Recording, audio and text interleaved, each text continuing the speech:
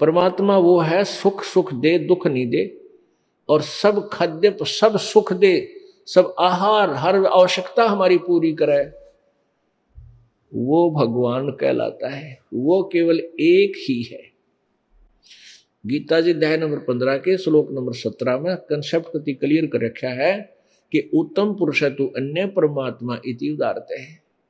वो सही भगवान श्रेष्ठ मालिक तो कोई और है, इन ऊपर ले दोनों होते हैं, क्षर पुरुष और अक्षर पुरुष है।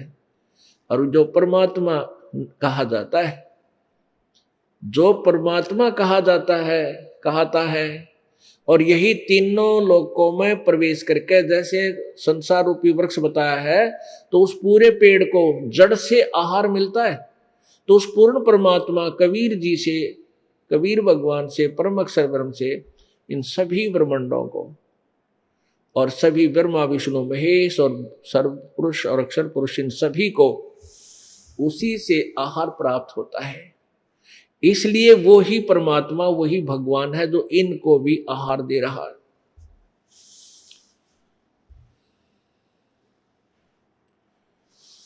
तो पुण्यात्माओं, जब तक हम इस परम अक्षर ब्रह्म की पूजा नहीं करेंगे, तब तक हम शास्त्र विरुद्ध साधना कर रहे हैं। गीता जी अध्याय नंबर 16 के श्लोक 23-24 में बिल्कुल साफ स्पष्ट कर दिया है कि जो शास्त्र विधि को त्याग कर मनमाना आचरण, मनमानी पूजा, अपनी मर्जी तय, कोई जाप करता है, कोई किस प्रकार के व्रत रखता है, वो जो साधनाएं हैं जो हमारे सदग्रंथों में वर्णित नहीं है, वो मनमाना आचरण है।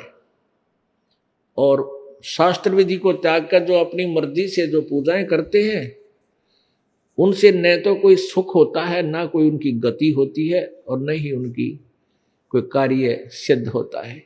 यूजलेस, यानी उसका कोई लाभ नहीं। तो फिर आगे 24 श्लोक में, 16वें अध्याय के 24वें श्लोक में श्रीमद् भगवत गीता जी में कहा है कि अर्जुन, इससे तेरे लिए कर्तव्य और अकर्तव्य, यानी कौन से भक्ति कर्म करने चाहिए, कौन से ना करने चाहिए, शास्त्र ही प्रमाण है। सदग्रंथ जो बताओ वही स्वीकार करना, और किसी की दंत कथा मत मानना, यदि तुझे मोक्ष चाहिए। अब हमारे सदग्रंथ क्या बताते हैं? अपनात्मा हम विशेषकर श्रीमद् भगवत गीता जी से बहुत परिचित हैं, और श्रीमद् भगवत गीता जी को हम पढ़ते भी थे और इसकी नहीं पढ़ते थे, जो वो महिमा से खूब परिचित हैं कि श्रीमद् भगवत गीता एक अद्वितीय ज्ञान है, अनमोल ज्ञान है। और ये श्रीमद् भगवत गीता जी किसी मजहब धर्म के लिए नहीं है, क्योंकि जब इसकी रचना हुई आज से लगभग 5500 वर्ष पहले, उस समय न कोई धर्म था, ना हिंदू थे, ना मुसलमान, सिख, ना ईसाई। ये केवल मानव मात्र की एकमात्र वो ज्ञान गूंजड़ी है, जिससे हम सबका कल्याण होगा। उसमें क्या लिखा है, क्या बताया है?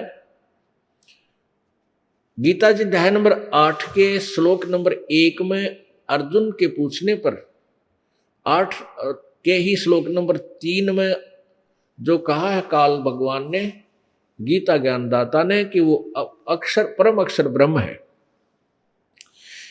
वो कोई और परमात्मा है।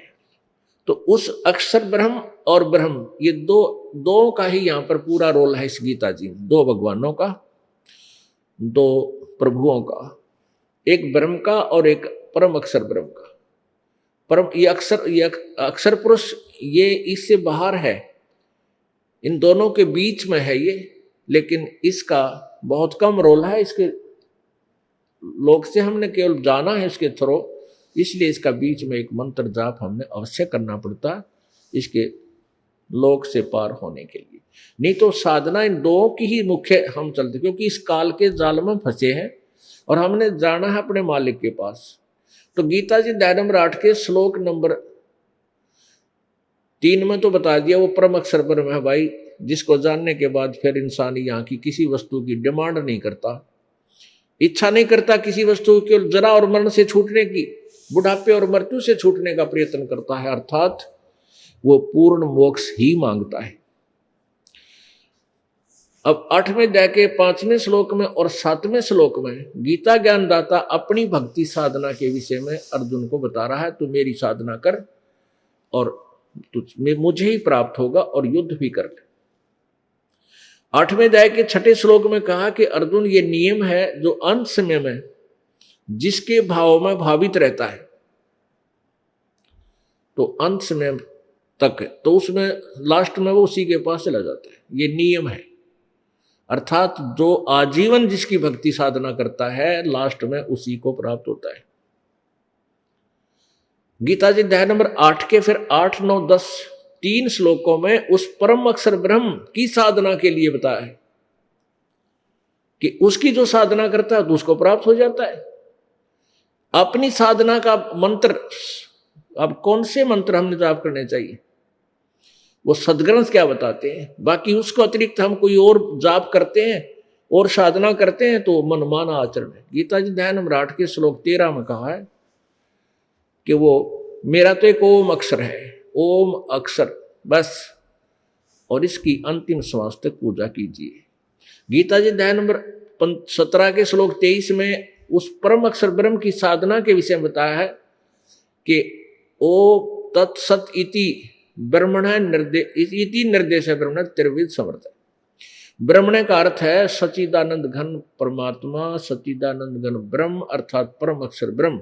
उसकी साधना का ओम तत्सत ये 3 मंत्र का जाप है। ओम तो ब्रह्म का है, तत् और सत ये गुप्त मंत्र है, ये दास बताओगा और कोई पृथ्वी पर इस मंत्र को ना दे सकता ना बता सकता। और किसी ने हमारी पुस्तक पढ़ कही थोड़ा बहुत या नाम लेकर छोड़ दिया लफंडर ने, वो अगर नाम देने लग भी जाएगा तो वो यूजलेस है, क्योंकि वो अधिकारी नहीं है, वो डुप्लीकेट लाइसेंस बना रहा है, आपके पासपोर्ट डुप्लीकेट बना रहा है, वो धोखेबाज है।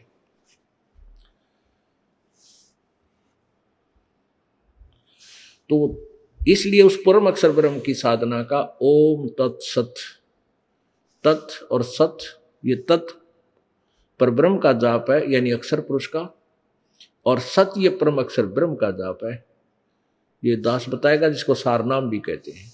तो ये ओम तो क्लियर है, ये तो ब्रह्म का यही जाप है, और तत् और सत ये सांकेतिक गुप्त हैं, वो दास अलग से है, वो मंत्र वो जाप किए जाएंगे। पुण्यात्माओं, हमारे साथ ये इतना धोखा क्यों हुआ, इसका मुख्य कारण है कि इस काल भगवान को श्राप लगा हुआ है 1 लाख मानव शरीरधारी प्राणियों का नित आहार करने का।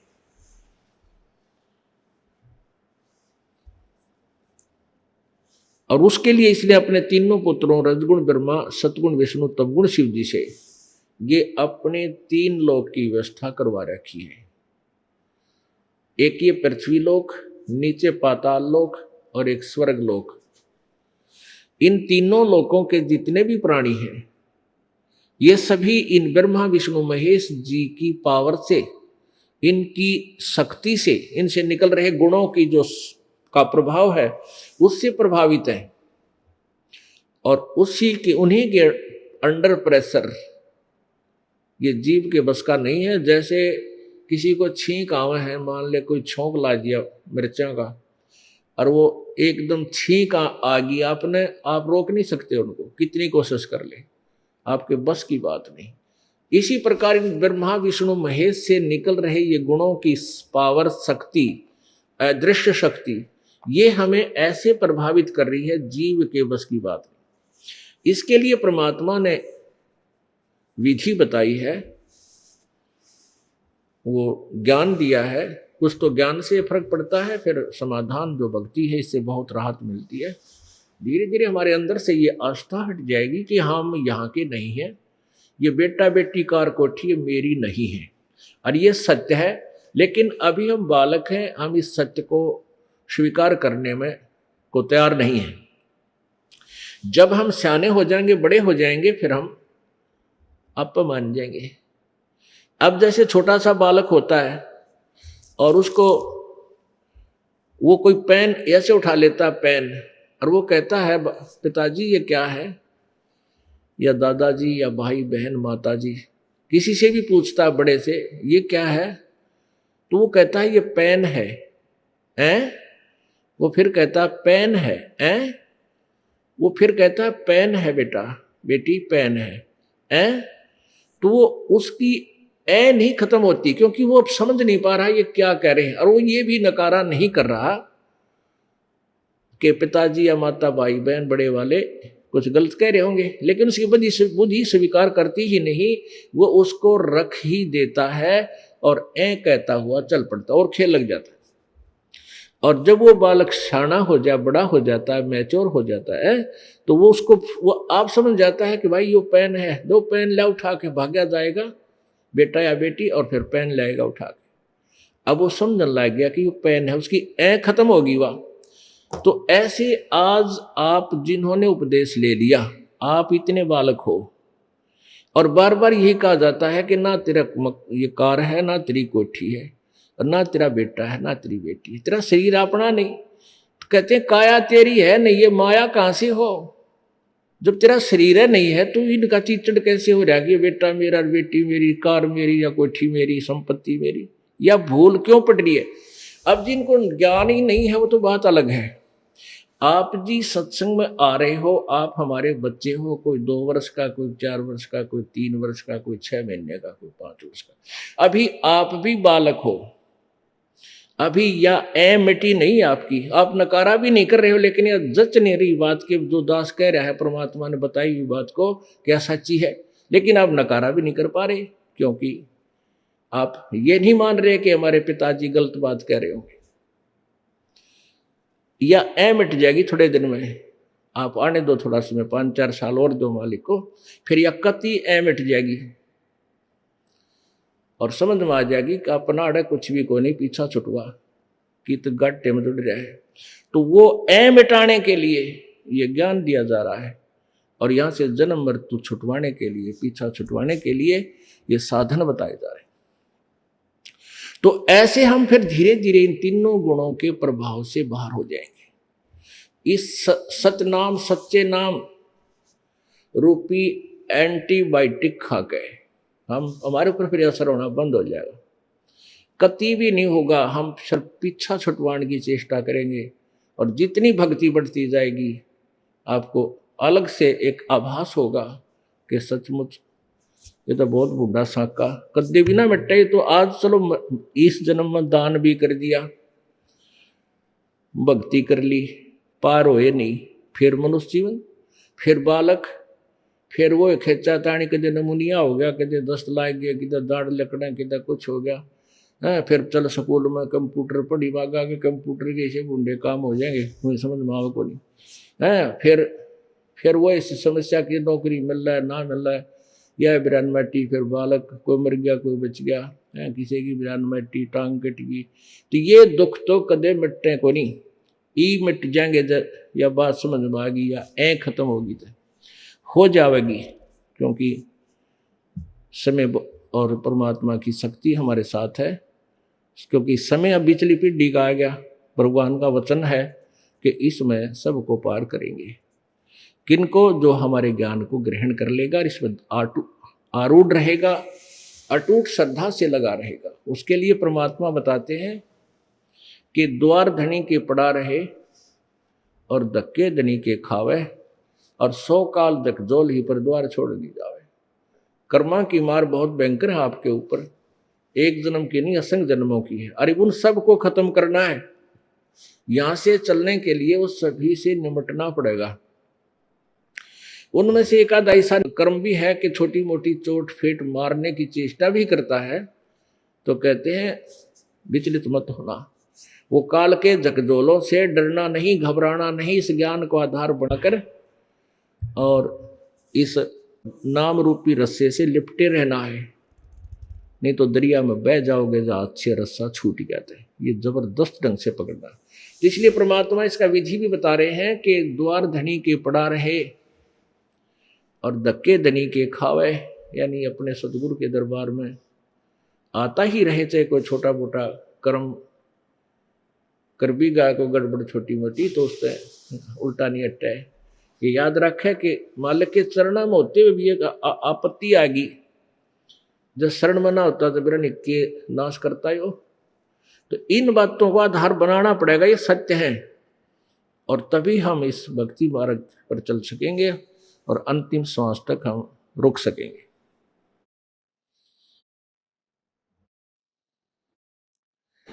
अब ब्रह्मा विष्णु महेश जी ये तीनों नाशवान हैं, ये तो स्पष्ट हुआ।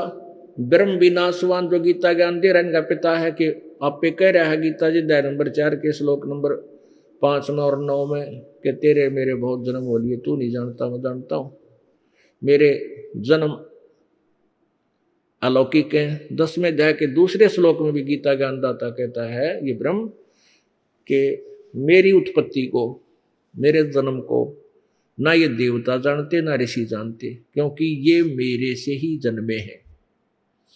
अब पिता की उत्पत्ति को बालक नहीं जान सकते, संतान नहीं जानती, दादा बतावे। तो परमेश्वर कबीर जी हमारे दादा हैं, सबके मालिक हैं, यानी ब्रह्मा विष्णु महेश और ज्योति निरंजन के भी वो पिता हैं। उन्होंने आकर बताया कि कैसे इस काल की उत्पत्ति हुई और कैसे ये जन्मता और मरता है। अब जैसे ब्रह्मा जी की आयु 100 वर्ष की है, इसके 100 वर्ष कैसे बनते हैं? एक दिन इसका 1000 चतुर्युग का है। वैसे ये 72 चतुर्युगी का 1008 चतुर्युगी का होता है, लेकिन हम इसको लमसम 1000 चतुर्युग ही मानते हैं। और इतनी रात्रि, एक चतुर्युग में सतयुग, त्रेता, द्वापर और कलयुग, इनका टोटल जोड़ जो है वर्षों का 43,20,000 होता है एक चतुर्युग का। और ऐसे 1000 चतुर्युग का ब्रह्मा का दिन, इतनी ही रात और 30 दिन रात का महीना, 12 महीने का एक वर्ष, 12 महीने का एक वर्ष और 100 वर्ष की इस रजगुण ब्रह्मा जी की आयु।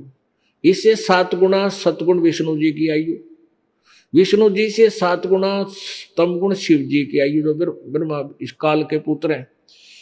और जब 70,000 बार ये तमगुण शिव जी की मृत्यु हो जाएगी, तब एक काल की मृत्यु होगी और एक ब्रह्मांड का विनाश हो जाएगा। और ये इतना समय योग्य होगा परब्रह्म का, अक्षर पुरुष का, जो गीता जी अध्याय नंबर 15 के श्लोक 16 में जिन 2 भगवानों के 2 पुरुषों के विषय में कहा है क्षर पुरुष, तो ये क्षर पुरुष की आयु आएगी कि इसकी यहां मृत्यु होगी ऐसे, इसलिए ये क्षर पुरुष का है। और फिर अक्षर पुरुष, अक्षर पुरुष का अर्थ होता अविनाशी परमात्मा, लेकिन इसलिए परम अक्षर पुरुष और लगाना पड़ा, क्योंकि ये भी वास्तव में अविनाशी नहीं, ये चिरस्थायी है। अब जैसे ये एक युग हुआ, जो काल की मृत्यु जो हुई ब्रह्म की, एक ब्रह्मांड का विनाश, यो एक युग होगा परब्रह्म, उसका परब्रह्म का यानी अक्षर पुरुष का। ऐसे 1000 युग का, इसमें चतुर्युग नहीं लगेगा, 1000 युग, ऐसे 1000 युग का अक्षर पुरुष का दिन, इतनी ही रात्रि, 30 दिन रात का महीना और 12 महीने का एक वर्ष और 100 वर्ष की उस अक्षर पुरुष की आयु फिक्स है, तो वह उसकी भी मृत्यु, हालांकि बहुत लंबे समय में मरेगा, लेकिन परम अक्षर पुरुष, परम अक्षर ब्रह्म, उत्तम पुरुष तो अन्य, वो परमात्मा कबीर देव है, उसकी मृत्यु कभी नहीं। वो है पूर्ण परमात्मा, वो है अजरो अमर। वो वास्तव में जैसे गीता जी अध्याय नंबर 15 के श्लोक 17 में कहा है कि उत्तम पुरुष तो अन्य परमात्मा इति उदाहरते ये लोक तर्यम आविश्य विवर्ती अवय ईश्वर है, अवय। अब जैसे ऊपर क्षर पुरुष और अक्षर पुरुष, अक्षर पने जिसका नाश ना हो, अक्षर पुरुष, इसलिए कहना पड़ा कि वो चिरस्थायी है। तो यहाँ क्लियर कंसेप्ट करना पड़ा परमात्मा ने, यहाँ इस गीता ज्ञान में कति क्लियर हो गया है कि यह लोग तरम आविश्य विभर्ति अवय ईश्वर है। अवय जो कभी नष्ट नहीं होता, ईश्वर माने वो भगवान, सब भगवानों में श्रेष्ठ। वो अवय, यहां अवय शब्द है जो कभी नष्ट नहीं होता, जिसका व्यय कभी नहीं होता।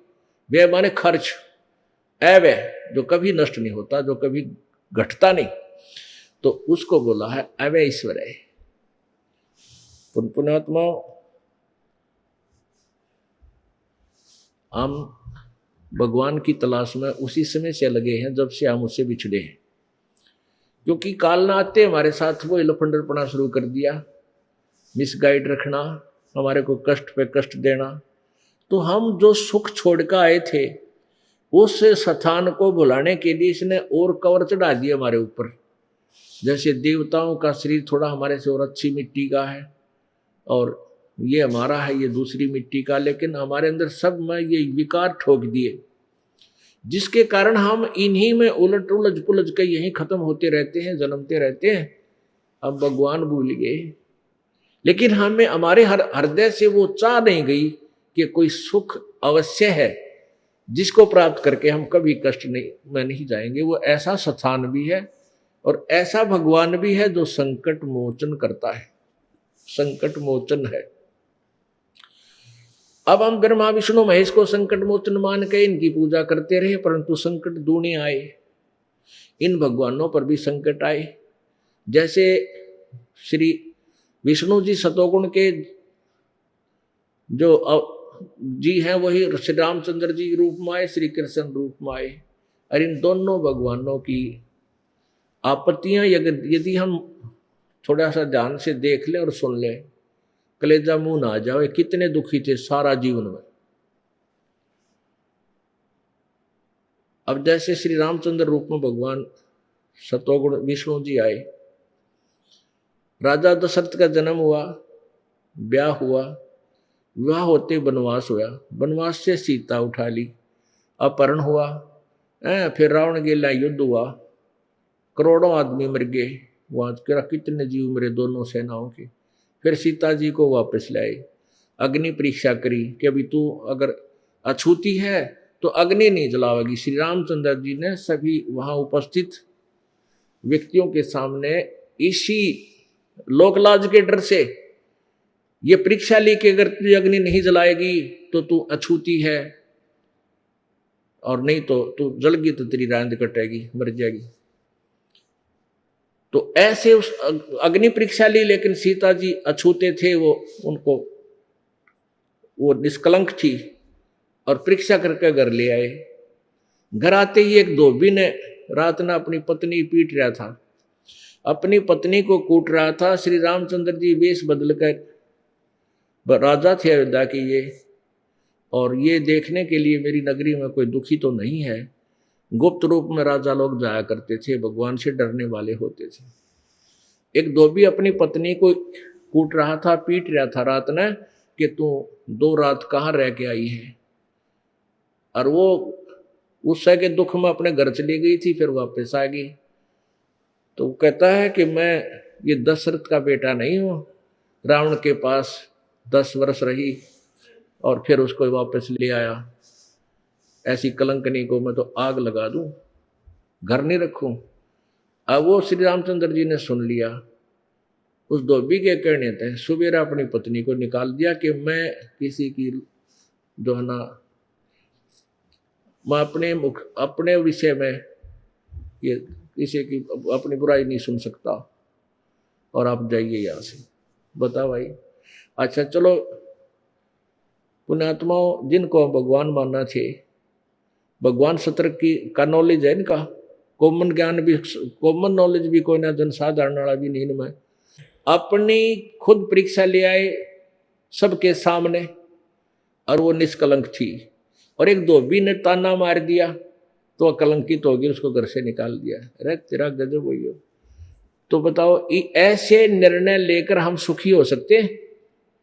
जब हम अपने भगवान का अनुसरण करें, उन्होंने ऐसी लीला की हम भी करने, क्योंकि जिसका भी हम शरण ले रहे हैं, जिसका अनुसरण कर रहे हैं, जिसको प्राप्त करना चाहते हैं, तो हम उसका हर कदम टू कदम अनुसरण करना चाहिए। तो वह सीता निकाल दी करते हैं, और पेट में बालक, हे भगवान। एक पहले तो अबला स्त्री, और फिर गर्भवती, और गर्ते निकाल दी। कलेजा पाट जा जो इंसान होता है, कलेजा हिल जा इंसान का।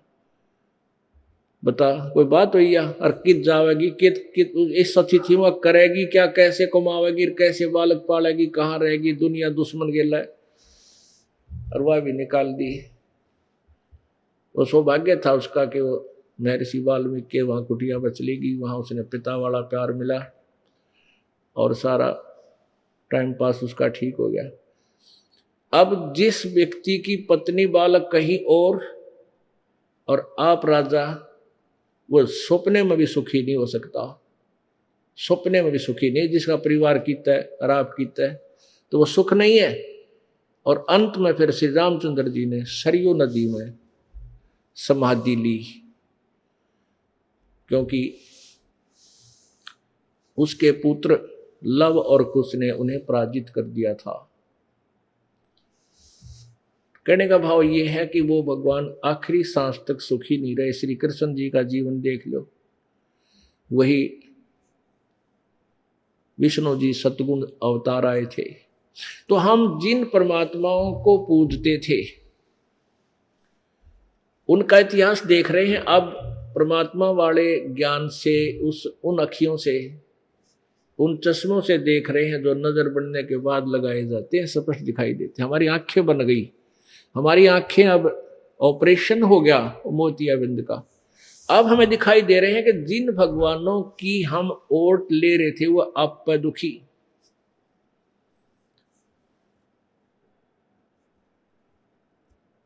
तो अब हमें ये ज्ञान हो गया प्रभु की कृपा से कि हम किस परमात्मा की साधना करें और उसकी साधना से हमें क्या फल मिलेगा, तभी हम इसमें सफल होंगे। तो ये क्लियर हो गया कि ना ब्रह्मा विष्णु महेश जी ये स्वयं ही नासवान है, तो इनकी साधना से हम मोक्ष प्राप्त नहीं कर सकते। हमारा यो जन्म और मृत्यु का दीर्घ रोग नहीं कट सकता। अब इसके बारे में परमात्मा क्या बताते हैं? जग सारा रोगिया रे, जिन सतगुरु वैद न जाना, जग सारा रोगिया रे, जग सारा रोगिया रे, जिन सतगुरु वैद न जाना, जग सारा रोगिया रे। अब कौन सा रोग है? अब जैसे आपने अभी प्रसंग सुना था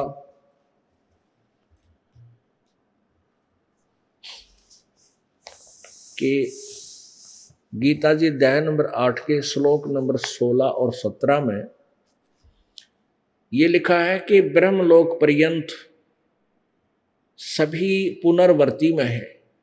ब्रह्मलोक जैसे श्रीमद् देवी भागवत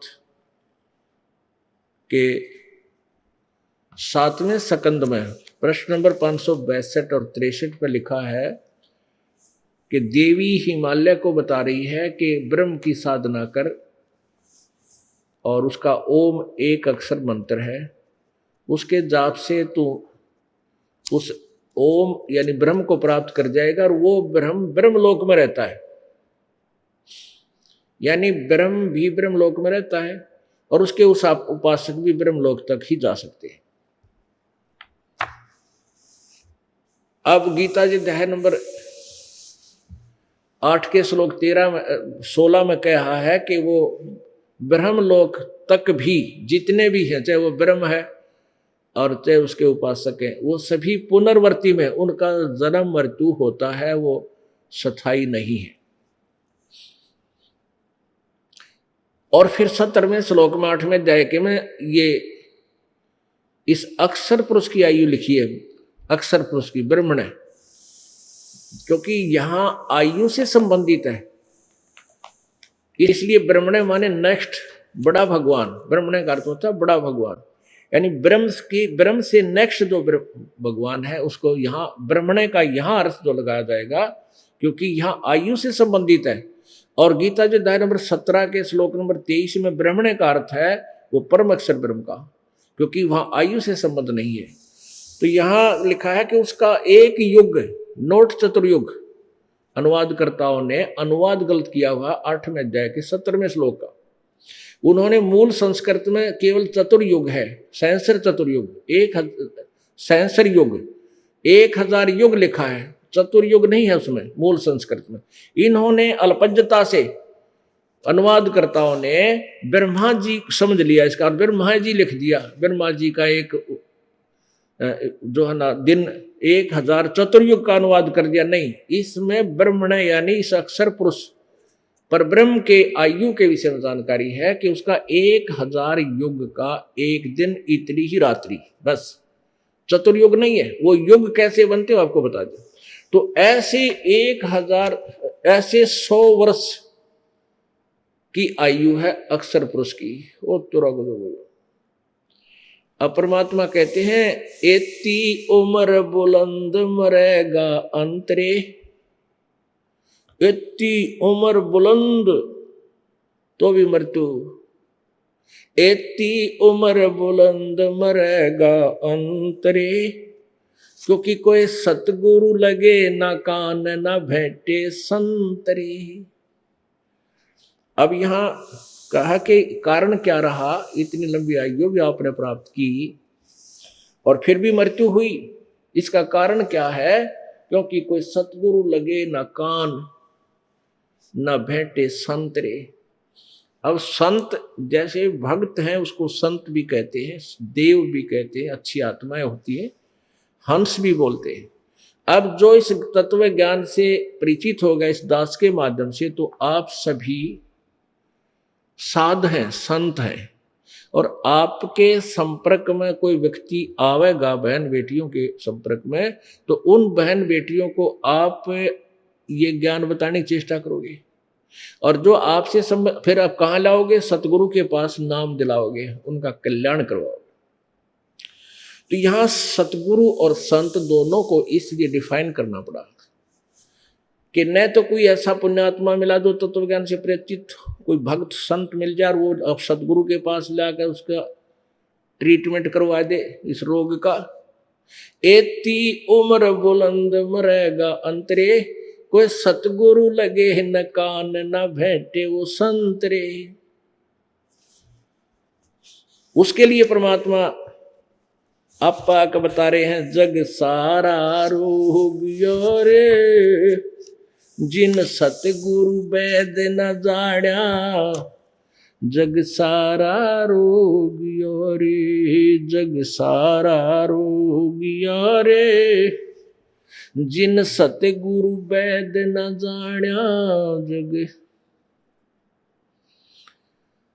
भाई जन्म मरण का रोग लग्या है या तृष्णा बडेरी खांसी, जन्म मरण का रोग लग्या है तृष्णा बडेरी खांसी।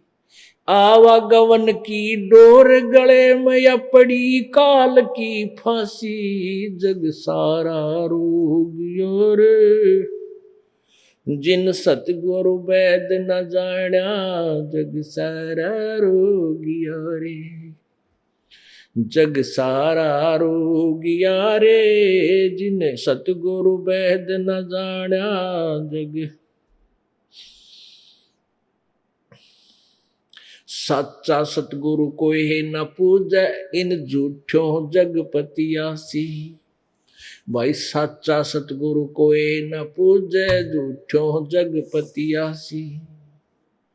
अंधे की बाँ गई अंधे न ये मार्ग कौन बतासी, जग सारा रोग रे जिन सतगुरु वैद न जाना, जग सारा रोग रे, जग सारा रोग रे जिन सतगुरु वैद न जाना। जग भाई देखा देखी गुरु से बन गए, किया न तत्व विचारा। देखा देखी गुरु से बन गे, किया नते तत्व विचारा।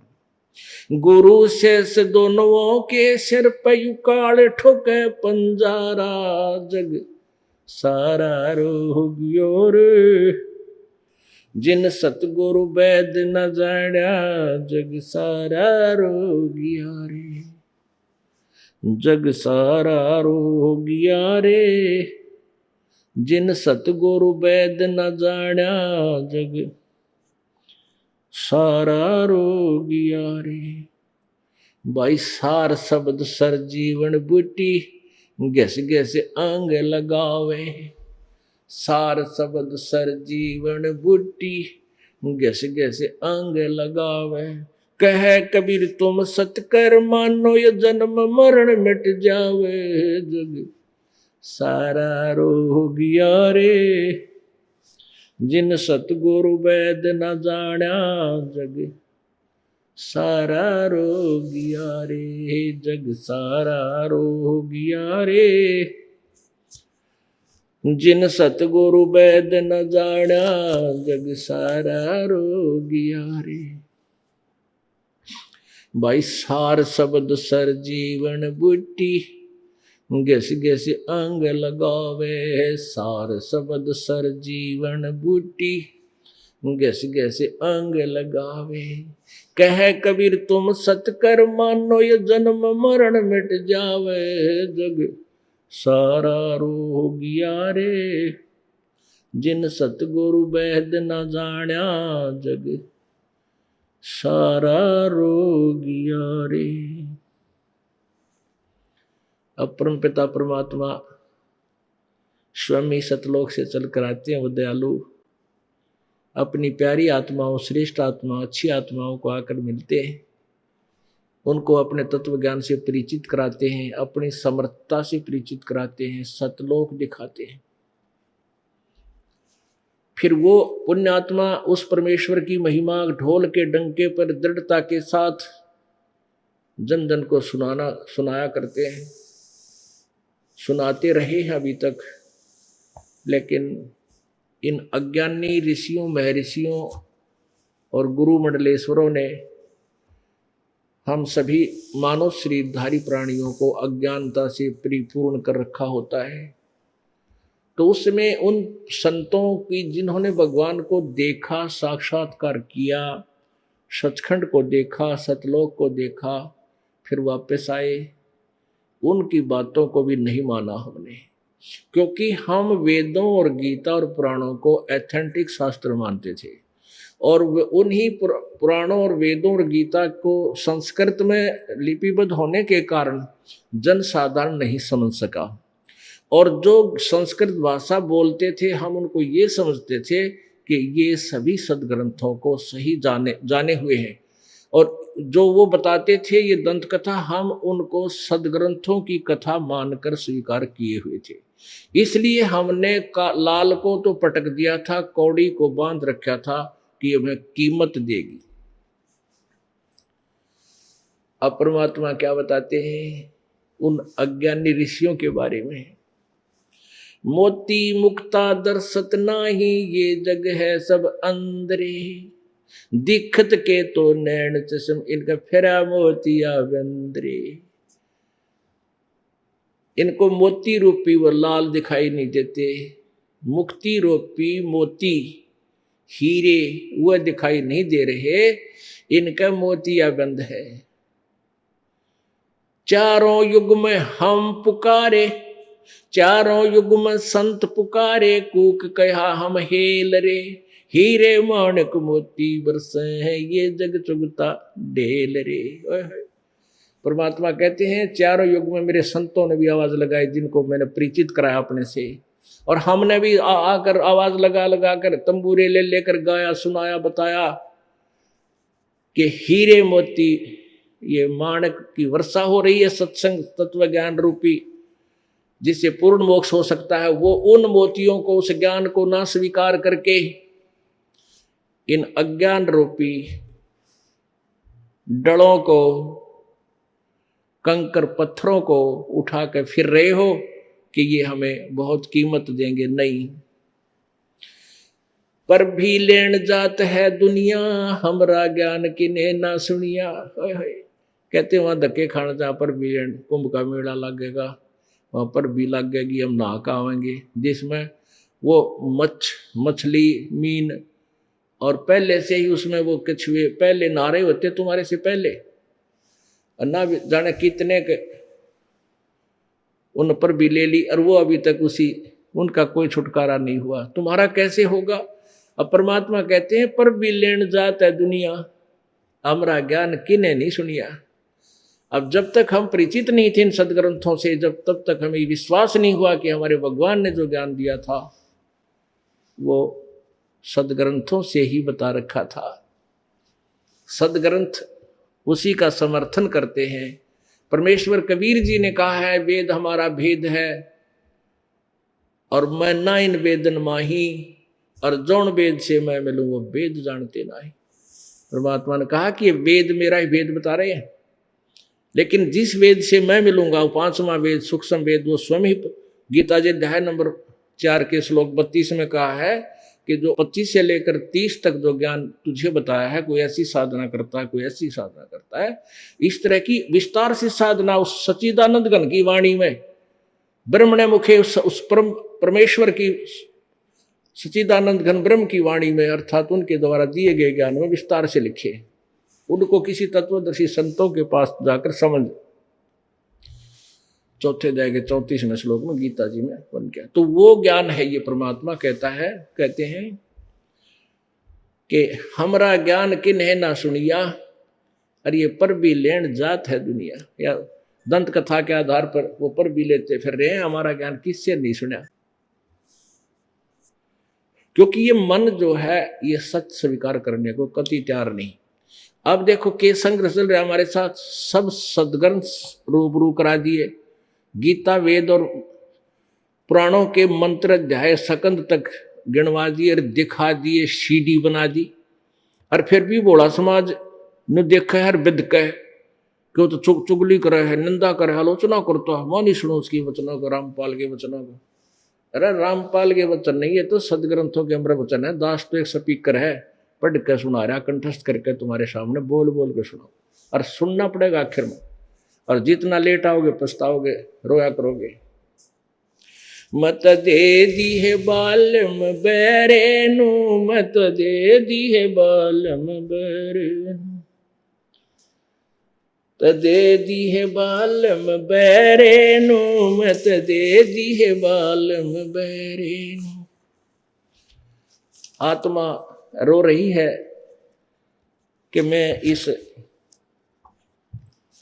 बैरे यानी इस मन रूपी बैरे के साथ जोड़ दी। अब यो मन जो है आत्मा का पति बन गया। 21 ब्रह्मांड में ये काल जो है हमारा सबका मालिक बन गया, हम इसका अधीन हो गए, इस मन के साथ जोड़ दिया हमारे को, और ये हमारी घिग्गी बंद रहे है, इतना बेटा है, इतना घाटा हो जाएगा, आज ना जाइए सत्संग में, फिर चलेंगे, और वो घाटा भी हो जाए फिर सत्संग में ना देता। एक बार हमने खुला पाठ किया, 4 दिन का 5 दिन का हम सत्संग करते थे, 7 दिन का शुरुआत में। एक भगत था, नौकरी कराया करता, उन्होंने बोला जी मैं पहले छुट्टी ले ली और छुट्टी मिल गई, जो सोची 7 दिन का है, लास्ट के 3 दिन में चाल पड़ूंगा। मैं न्यू सोच के घर न रह गया, उससे दिन रिश्तेदार आ गया बाण का बेटे, उन्होंने बोला चल भैंस लेनी है मैंने। वह भैंस पहले तक गांव में दिखाई, वहां नहीं पाई, फिर किसी ने बताया कि उस गांव में देख का आया और बढ़िया भैंस है, वहां चले गए, वह बेक्की पाई, फिर उन्होंने बताया एक और गांव में। यानी 7 दिन धक्के खा के गोबर में पा फंसवा के, कितना पड़े रात न जान जगह, कितना डंगरा की जगह सुहावा हमने अनजान आदमी ने, और नो के नो बिना वह भैंस मिल ली। 7वें दिन उल्टे आ गए। उसके बाद कान पकड़ दिया, ये भगवान ही पाछे या जमानत होते ही जाया करूंगा मालिक के चरणों में, भगवान जमानत दे और हम बकवाद करा। तो उसके बाद कहता फिर मैं नहीं डटा कद्दे भी, छुट्टी होते ही अपना सत्संग में आ जाता हूँ। ये तो तो कहने का भाव ये है कि इस काल ने तो यू ठेका ले रखा कि इसको ये फंसाए रखूं। तो ये आत्मा रोती है, क्या कहती है, मत दे दी है बालम बैरेनु, मत दे दी है बालम बैरेनु। अब जैसे आप किसी को कहते हो, रिश्तेदार आ गए, आपको मित्र पड़ोसी बहन बेटी सहेली भाई मिल गया, उसको कहते हो कि सत्संग में चलोगे, हमारा सत्संग है बरवाला में, हिसार जिला में, तो वो कहेगा ना टाइम को नहीं, और शुरू कर देगी कोई बात चलाने, कोई और बात चला देगा। और फिर थोड़ी सी दूरी पर कोई यूं बात कर रहा हो ना भगत ने, कोई व्यक्ति कहता हो भाई उड़ा कंपटीशन होगा उस गांव में, रागनी कंपटीशन चलेगा, वो कहते रहे किसी और को, और वो जो सत्संग मानते नाट्य था उसके कान में मड़ा भी नहीं पड़ गया ना कंपटीशन। तो उस तो पूरी डिटेल पूछा, कहाँ होगा भाई, किस टाइम होता है बताइए, वो पूरी डिटेल नोट करके उड़ा जा मर रहे मनमान रात में। और वहां कित बैठेंगे जहाँ गधे बैठा करें, गधे मुत्या करें, कुत्ते उड़ा बैठे सारी रात, बूंदी अच्छी बात सुना, दांदरे का डा का मजा आ गया, टट्टू मजा आ गया बता। और सत्संग में रुचि नहीं, क्योंकि ये मन नहीं आने देता अच्छी जगह पर, और उल्टी जगह कितने ले जाए इसने। अब अच्छे मार्ग को, अब जैसे परमात्मा सब बुराइयां छुटवाते हैं और सब साधनाएं छुड़वाते हैं, ना तो व्रत रखना, ना किता किक्कर पूजना, जजैटी पूजनी, ना पीपल पूजना है, ना किता मंदिर में किता जाना, ना किता नहाना। शास्त्र अनुकूल साधना जो परमात्मा ने गीता में लिखा है कि इसके अतिरिक्त जो साधना करते हैं वो शास्त्र विरुद्ध है। उन शास्त्र विरुद्ध साधना को तो यो राजी होकर कर ले। जैसे कोई साला सर जावा है और उसने नो कह देना झाड़ उधर जाना गरीब उसका बाबा और उसका, तो वो और बड़ा लाभ हो जा, साला सर के इंक्लूडिंग वो झाड़ उधर जान लग जा। फिर उसको कह देना वहां पर, वहां एक जाटी है उसका धागा बांध का करे, बस उससे बेड़ा पार हो जाए, वहां भी पहुंच जाएगा। तो ऐसे कितनी साधना शास्त्र अनुकूल बता दे, कितनी कठिन हो ये करने को तैयार है। और एक सिंपल वे साधारण भक्ति जो भगवान की, जो सभी सदग्रंथ प्रमाण देते हैं, वो संत प्रमाण देते हैं जिनको भगवान मिला, वो ये दास आपके समक्ष रख रहा है, लेकिन मन स्वीकार करने को तैयार नहीं। शीघ्र सी ये तो बहुत ज्यादा रगड़े लाग जाएंगे, कोई घना ज्ञान समझ में होगा जब पुण्यात्मा इस मार्ग को स्वीकार करती है। तो यहाँ क्या बताते हैं, मैं तो दे दी है बालम बैरेनु, मैं तो दे दी है बालम बैरेनु, मैं तो दे दी है बालम बैरेनु, मैं तो दे दी है बालम बैरेनु, मैं तो दे दी है बालम।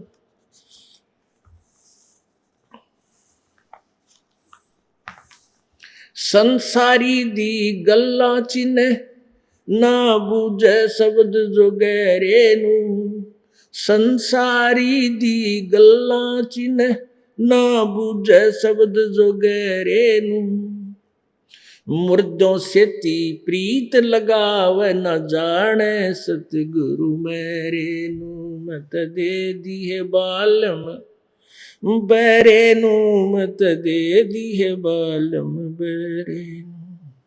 श्वेत छतर सिर मुकुट विराज, देखत ना उस चेहरे नू, श्वेत छतर सिर मुकुट विराज, देखत ना उस चेहरे नू, ये ऊंची थलियां खेती बोवे भूल रहे निज डेरे नू, ये ऊंची थलियां खेती बोवे भूल रहे निज डेरे नू, मत दे दी है, मत दे दी है बालम बैरेनु, मत दे दी है बालम बैरेनु। ये संसार समझदा नहीं कहंदा श्याम दोपहरे नू, ये संसार समझदा नहीं कहंदा श्याम दोपहरे नू, गरीब दास ये वक्त जात है रोगे इस पैरे नू, गरीब दास ये वक्त जात है रोगे इस पैरे नू मत दे दी है बालम, बैरे नू मत दे दी है बालम, बैरे नू मत दे दी।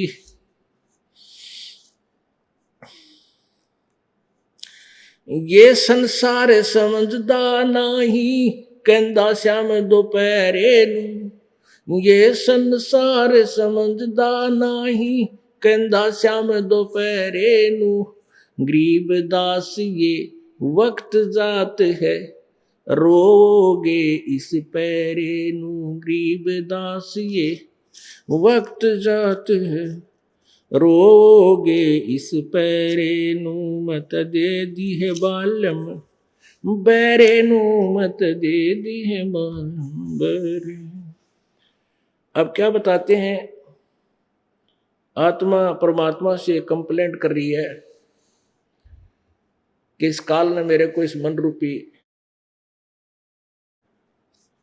इस बैरे का ब्याह दिया, इससे मेरा संबंध जोड़ दिया, इसके साथ जो है ना मैं बांध दी।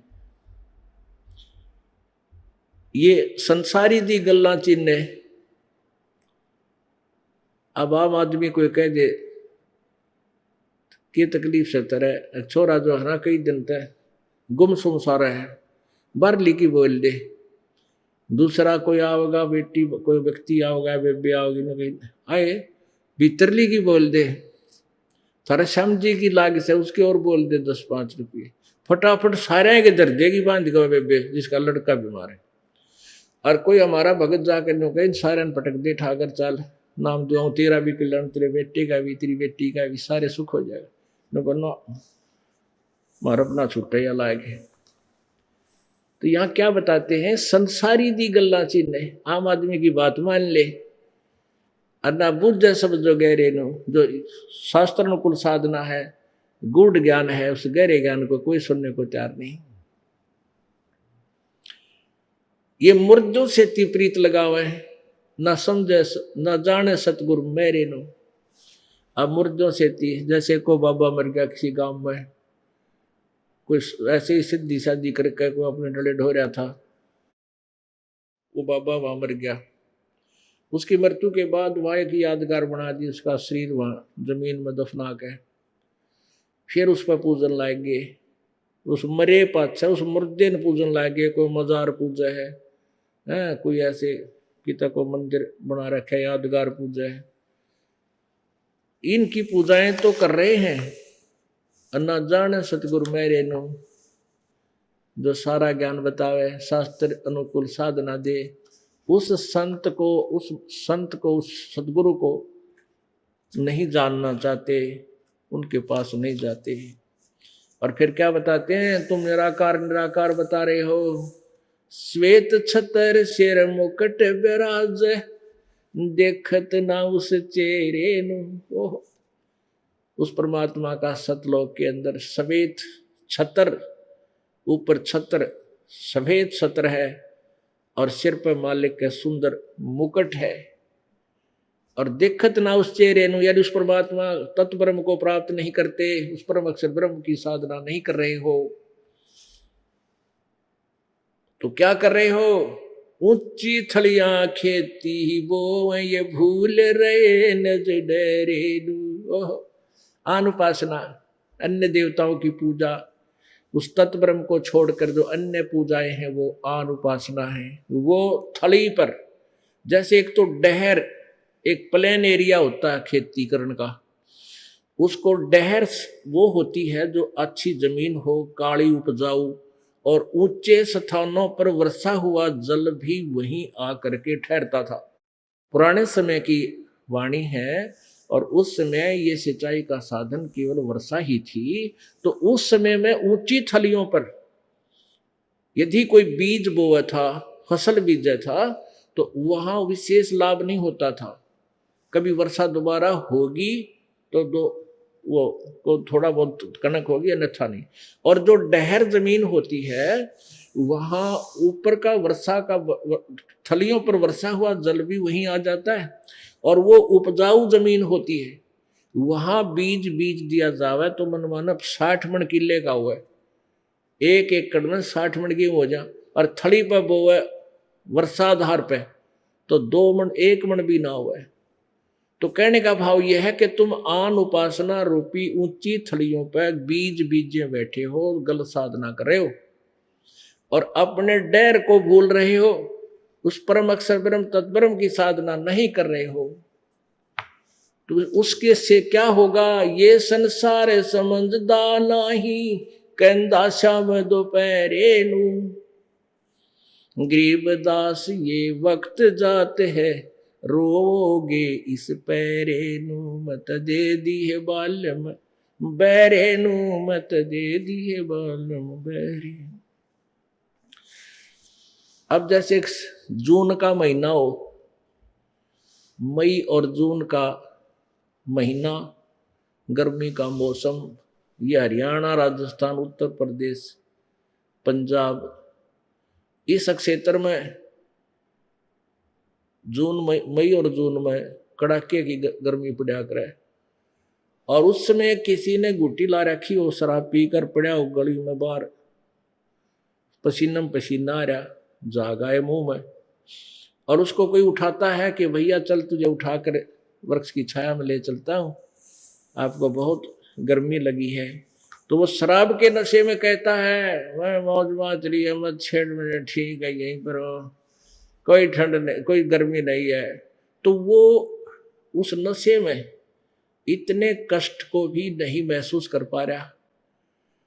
तो हम इस काल के लोक में ये अन्य साधना करके इतने दुखी हैं, इस काल की जो इस माया के नशे में